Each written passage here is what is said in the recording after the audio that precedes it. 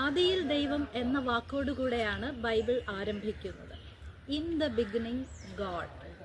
അതിനുശേഷം നമ്മൾ വായിക്കുന്നത് ശൂന്യതയിൽ നിന്നും, ഒന്നുമില്ലായ്മയിൽ നിന്നും സകലത്തെയും ഉളവാക്കിയ ദൈവത്തെ പറ്റിയാണ്. നമ്മുടെയും ജീവിതത്തിൽ എല്ലാത്തിൻ്റെയും ആദിയിൽ ദൈവത്തിന് സ്ഥാനം കൊടുക്കാൻ കഴിയുന്നുണ്ടോ?